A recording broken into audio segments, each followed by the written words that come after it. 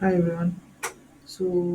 In my next video, I'm going to talk about like the first video of the series of mathematical proofs for algorithms and data structure. In this first video, I'm going to talk about hash tables and why we have O of one or constant time read and write with hash tables. The thing is that often we use like hash tables in our work when we are writing a program for the like for yourself or for the company. You are using hash tables. Like it is the probably the most used data structure that I am aware of. uh, be it any language, there is like some form of a hash table or hash map or dict data structure that is available.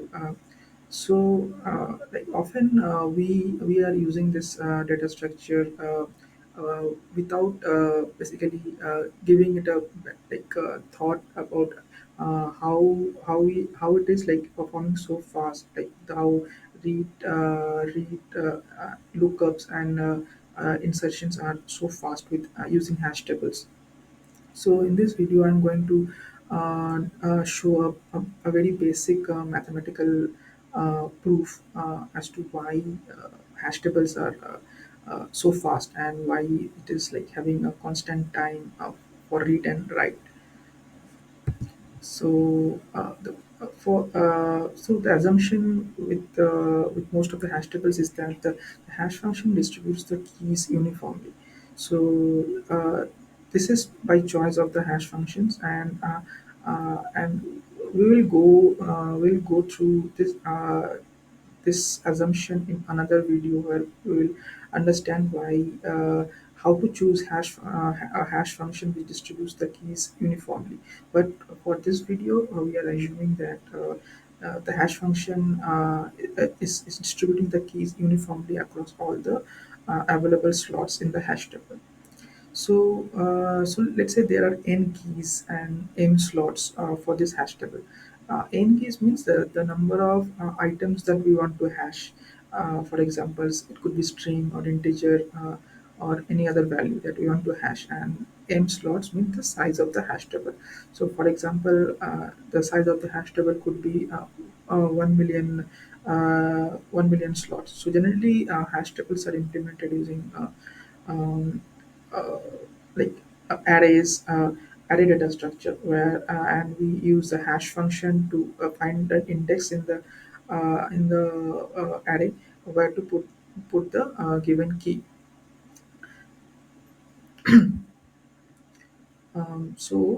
The thing is that the expected number of keys per slot with such a hash table is n by m, where n is the number of keys and m is the number of slots available. For example, if we have let's say 100 keys and 50 slots, then each slot will have approximately two keys, right?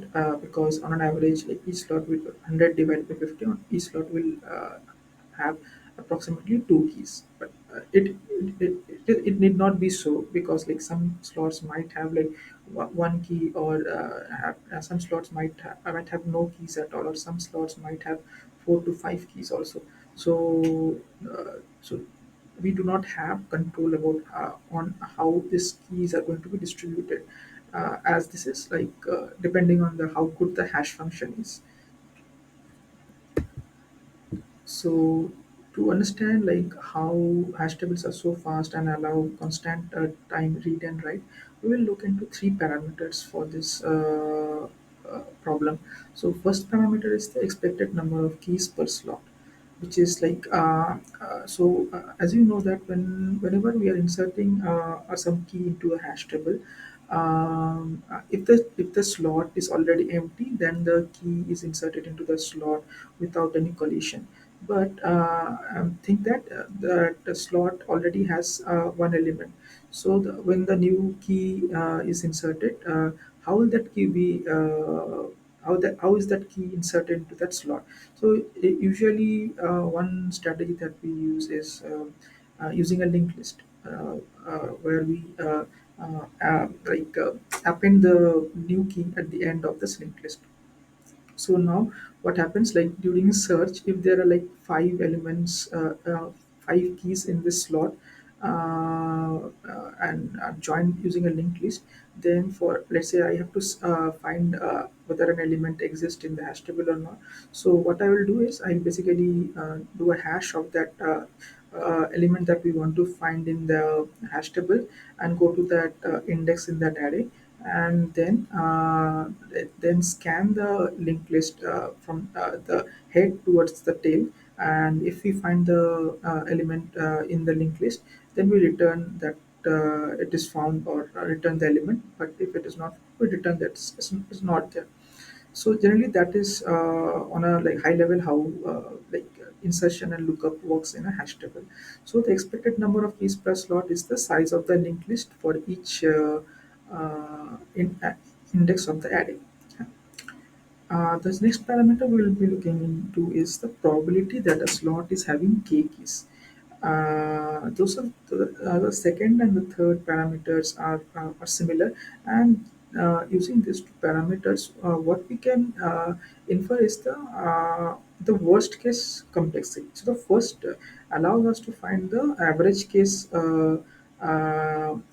average case complexity, and the second and third allows us to understand the worst case complexity of a hash table insertion and lookup. So if the probability of a slot is having k keys, or at least one slot having more than k keys, what happens, like if let's say the probability is too high that there can be like a slot can have, let's say, more than n by 2 keys. Let's say probability is somewhere near 1. So in that case, it is not a good hash table design, and insertion and lookups will be O of n instead of O of 1. The goal is to basically uh, have this probability as low as possible, where like for like very high value of k in this case. So let's look into the first parameter, which is the expected number of keys per slot. As we saw earlier, for n keys and m slots, expected number of keys per slot is O of n by m.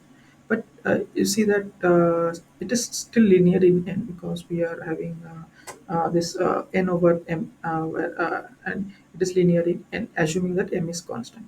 But the thing is that in most hash table design, m is a function of n, and it is usually O of n. And in most practical hash table applications, m is usually greater than 1.5 times of n. So generally, like we define a load factor for a hash table. So what is a load factor? It is equivalent to the number of keys in present in the hash table, divided by the number of slots, or the size of the hash table. So if the load factor of any hash table exceeds, let's say, 0.75, then we double the size of the hash table. Basically, it's a it's a like we are resizing the hash table every time that we have inserted enough elements into the hash table, so that whenever new elements are inserted into the hash table again, the number of the probability of collision is minimized. So as you see that now, when we have the number of slot m as a function of n, which is O of n, in this case, the expected number of keys per slot is a constant O of 1, because if n divided by, let's say, 1.5 times n, which is like 1 divided by 1.5, which is 2 over 3. So it is constant. The next parameter that we are going to look at is the probability of a slot S having k keys. So let's say I randomly pick a slot S, or let's say instead of telling randomly, I say like I take the first slot of the hash table, or the first index of the array of the hash table. So what is the probability that this slot which I chose has will have k keys. So I have total of n keys. Out of n keys, k keys are put into this index, and the remaining n minus k keys are put into the other m minus one slots. So the probability is that the number of ways by which I can choose the k keys out of n keys is nck, which is the numerator term you can see on the left side, nck times m minus 1 to the power n minus k. So I have, after I choose the k keys out of the n keys, I have n minus keys left, and each of these n minus keys can go into m minus 1 slots. So I have this term m minus 1 times to the power of n minus k.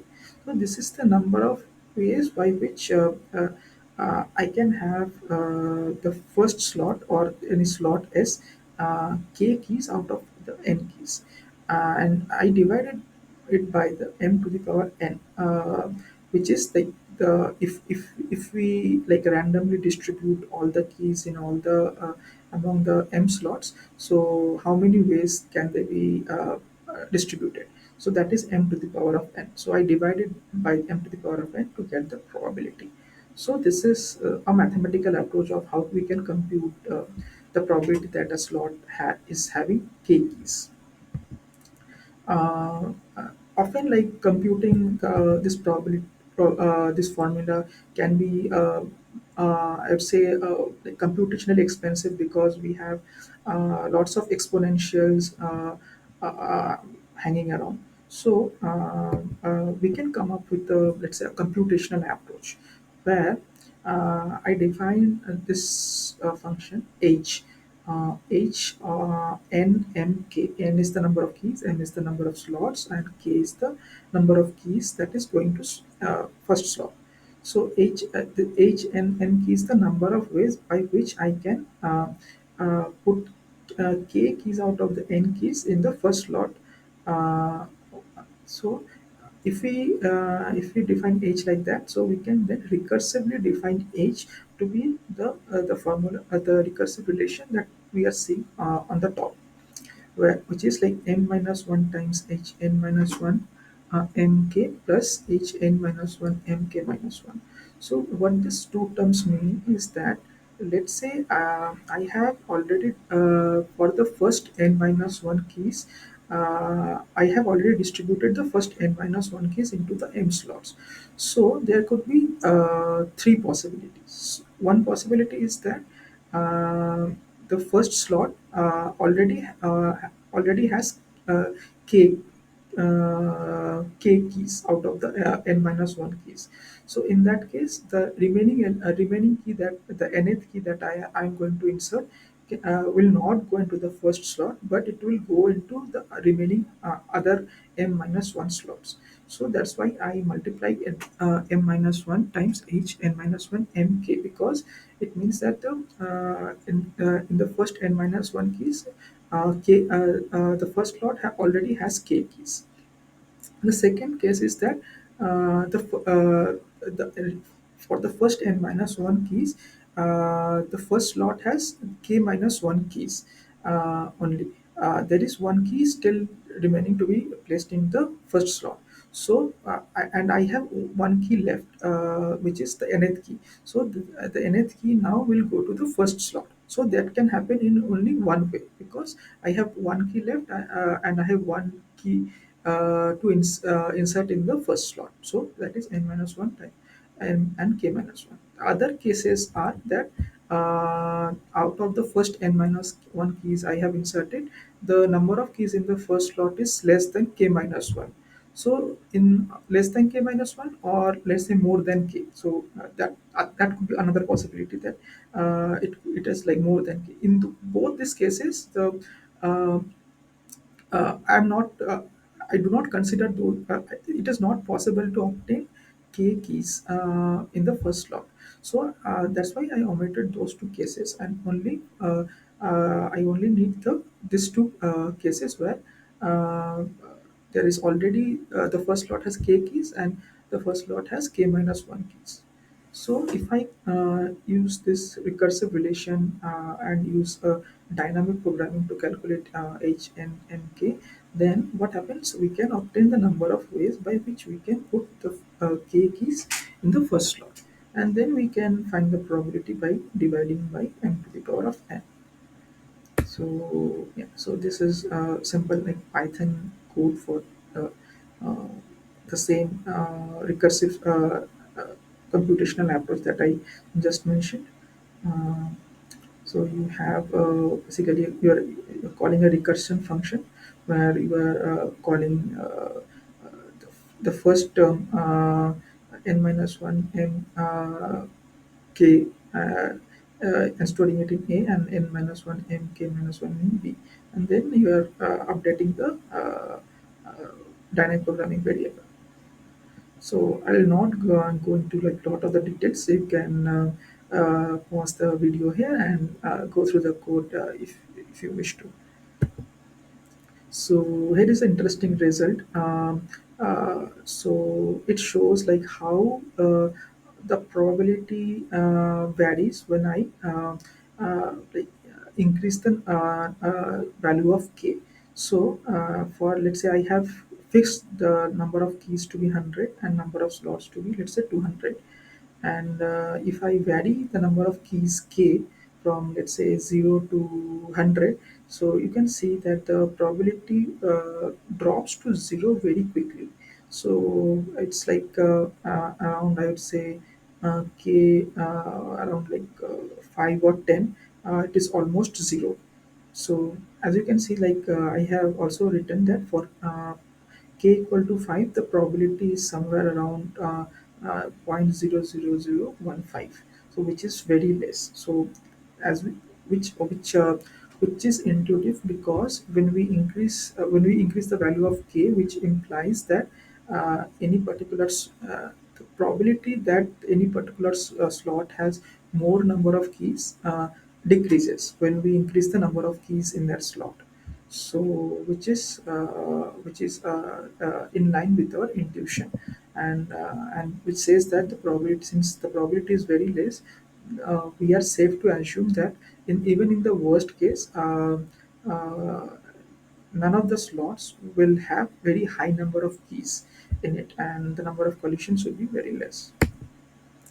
Let's look at another parameter, which is like probability of any slot having more than k keys.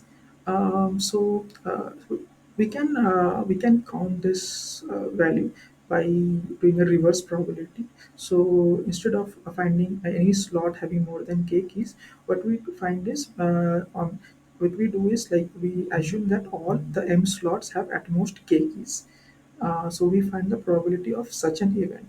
So probability of such an event can be found using the recursive relation outlined here. Let's define P and Mk as the probability. Let's say I look at the first slot. So for the first slot, I can have from 0 to k keys. So since I can have at most k keys in the first slot, so for let's say if I select j keys for the first slot, which can be done in c j ways, I have remaining n minus j keys, and this n minus j keys can be distributed in the remaining n minus 1 slots in p n minus j n minus 1 k ways. So for each j from 0 to k, I add all these probabilities, and then we define this recursive relation. Remember that we are finding the probability that a slot is having more than k keys. So, which for this we need to subtract the calculated probability from this recursive relation from 1, which will give that there is at least one slot which is having more than k keys. So this is somewhat similar to the previous parameter which we saw, that slot this given a slot having k exactly k keys. So here also you can see that the probability decreases like very rapidly with increasing value of k. which is almost like for around k around like 2 or 3, I would say the probability drops to almost zero. So again, this is in line with our intuition that a uh, slot cannot have like too many keys, or number of collisions in a slot is very less in the worst case. So this is uh, this is more or less with what we are achieving to do. So that brings to the